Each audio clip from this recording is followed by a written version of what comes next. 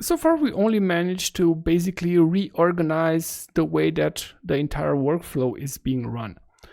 But it seems still very static. It doesn't have anything dynamic in it. It's nothing is happening apart from just go to that request and that request.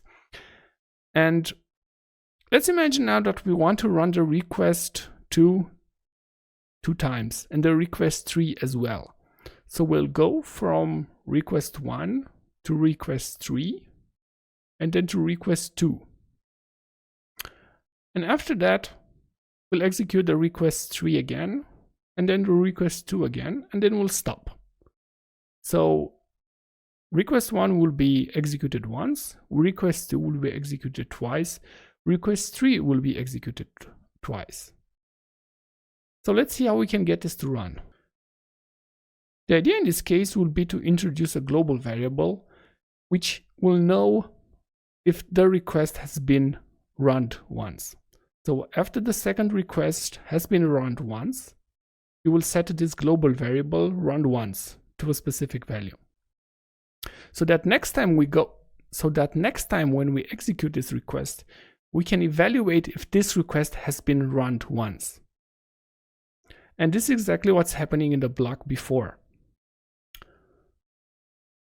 So we're getting the global variable run once, and if it has a value, so if it's not null or undefined or something like that, it will just stop the execution.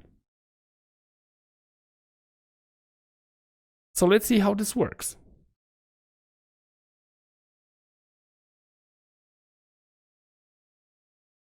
Now we managed to go from request 1 to request 3 as instructed.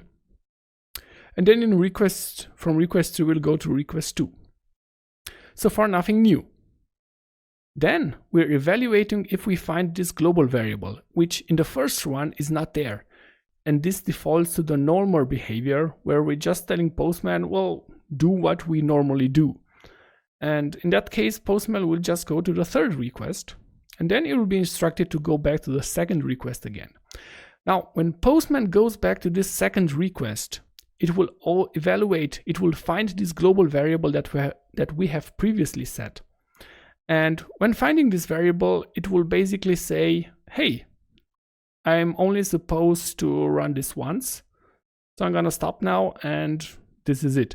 So this is how we come from the previous scenario where we are in this endless loop and we have no control over it, to a more controlled execution of our flow.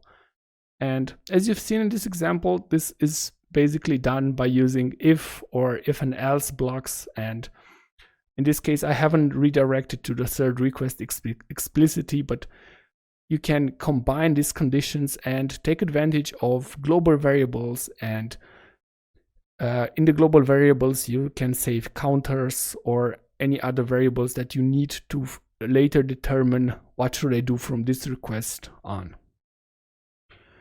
There are some additional things that I wanted to point out so that it doesn't cause you any confusion. First of all, workflows only work when you are automatically running the collection. So if you're just normally in Postman and building the collection, nothing will happen. So this will have absolutely no effect. It will not jump to automatically another request. It's not the whole point. So every time you want to test if your workflow is working properly, you can simply use the collection run to test it locally, or you can use Newman or any other automatic run for your collection. Additionally, where in the code you're placing the setNextRequest is not important. Whenever you're putting setNextRequest in your scripts, this only has an effect on the future and not on the current execution, which it means, for example, if you're setting the next request in your pre-request script, it will still execute the current request. It will not skip it itself. Again, if you have test inside your test tab, the code that's inside there, all the tests will be executed just as normal. And this setNextRequest, it doesn't matter if it's on the beginning or at the end of this code block. It is just like a flag for the future. It's just like, hey, Postman, when you're done with this request, go to the next request. It has no influence right now on the code. Now, Additionally, if you want to get a bit more technical, or for whatever reasons you want to make things more dynamic or more advanced, there are two objects that can really offer you some interesting information.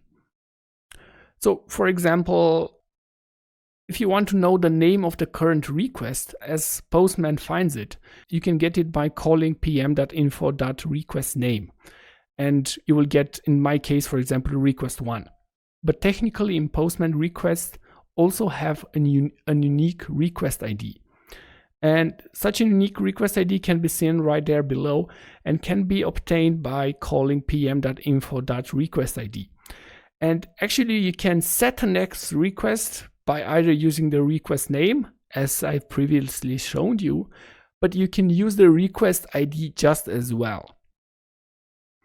So one simple example is that you save the name of the request or the ID of the request in an environment variable or in a global variable, and you retrieve it from another request that maybe doesn't know in advance something about it. So this is a way that can help you really make things dynamic, because when you're inside this function, when you're passing this parameter setNextRequest, you can grab this information, you can put it there statically, just like typing this string, but you can retrieve it from anywhere else. So you can retrieve it from a global variable or for an environment variable.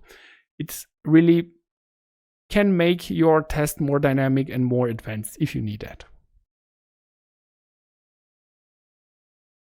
I hope you found this short section helpful. And after this lecture, we'll find an assignment which I highly recommend you try out, especially if you have any interest in working with workflows in your projects. So I'll let you get started with it.